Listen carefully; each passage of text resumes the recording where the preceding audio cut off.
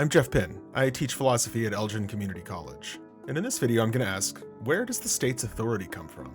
When I was a teenager, I got a ticket for jaywalking. I looked both ways and made sure no cars were coming. But as soon as I crossed the street, a police car appeared out of nowhere. The officer issued me a ticket, and I had to pay the fine. I protested, but the officer stressed what I did was against the law. He was only enforcing it. My parents and most of my friends agreed, although they all thought that giving the ticket was a petty thing for him to do. They also all thought he had every right to do it. So what gives the state, and the people who represent it, such authority? Thomas Hobbes argued that without a powerful state, our lives would wind up poor, solitary, nasty, brutish, and short. Hobbes' argument is that all of us benefit from the state's authority. But even if Hobbes is right about that, it still doesn't explain what gives the state the right to its authority. People don't gain rightful authority over you just by acting in your benefit. So why is the state any different? According to the social contract theory, the state's authority rests on an agreement between each of us and society. Each of us commits to respect the law in exchange for everyone else's commitment to do the same. Since we have a moral obligation to abide by our commitments, the social contract provides the basis for the state's right to govern and for our duty to obey. The social contract theory says not only is it in our interest to make such an agreement, we actually have made it. That's why we can leave home secure in the knowledge that our belongings are safe. The social contract lays the foundation for social trust, which is essential for society to function well in all sorts of ways.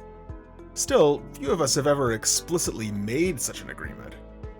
Just because it would be rational for us to do so, doesn't mean we've actually done it. So the proponents of this theory usually say the social contract is a tacit agreement. What does this mean? John Locke thought that residing within the state's borders meant that we had agreed to respect its laws. Every man that hath any possession or enjoyment, or any part of the dominions of any government, doth thereby give his tacit consent, and is as far forth obliged to obedience to the laws of that government, whether this possession be of land to him and his heirs forever, or a lodging for only a week, or whether it be barely traveling freely on the highway. But simply being somewhere seems like a different thing from making a commitment to obey a complicated set of laws. Why think the one is equivalent to the other? Well, think of it like this. When you play a game of poker, you don't usually explicitly agree to obey the rules. Nevertheless, simply by playing, you make a tacit agreement to do so.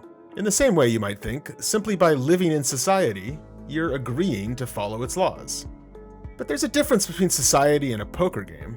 You don't have to play poker. You choose to. Your consent to the rules of the game is signaled by your conscious and informed choice to play. Do you have a similar choice about living in society? In theory, anyone who doesn't like the rules of one place could move somewhere else. Maybe simply by not leaving, you are in effect choosing the rules of the society where you live. But as David Hume, a critic of Locke's, pointed out, for many people, this really isn't very plausible.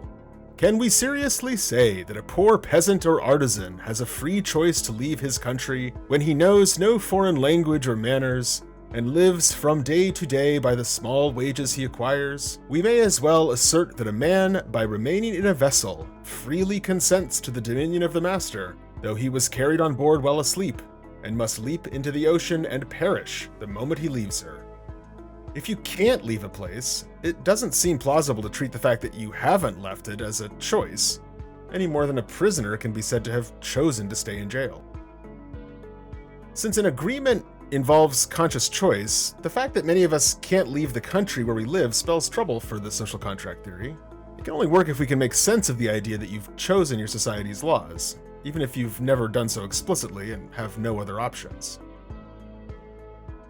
A different way of thinking about the state's authority starts with the idea of fairness. Suppose you expect the fire department to help you in an emergency, but refuse to pay your share of the taxes that fund it. You're being totally unfair to your tax-paying neighbors. You're being a freeloader, expecting them to pay the costs of protecting you from disaster. And you ought to be fair. Obeying the law comes at a cost. You give up your freedom to do whatever you want. Each of us benefits from everybody else paying this cost. That's why we can afford not to worry about other people stealing our stuff. But if you depend on others to respect the state's authority when you won't respect it yourself, You're being a freeloader, which is unfair. You're refusing to pay a cost that you expect everybody else to pay for you. So if you have a basic duty to be fair, this reasoning would explain why you're obligated to respect the law. Do we have a duty to be fair? It seems like sometimes other considerations take precedence. Your survival, for example. But even if the answer is yes, another challenge remains. A fair burden isn't necessarily an equal burden. If you never use your kitchen and your roommate cooks every night, it wouldn't be fair to say that you should alternate nightly cleaning up. What's fair is that they should do most of the cleaning since they're the one who makes most of the mess. If each of us receives unequal benefits from the state, it's not fair for us to all pay the same cost of obedience. And some may not benefit from the state at all. It would hardly be unfair for them to refuse to obey. At least not until we can make sense of the idea of tacit consent, or ensure that it really is fair for each of us to pay the cost of obedience.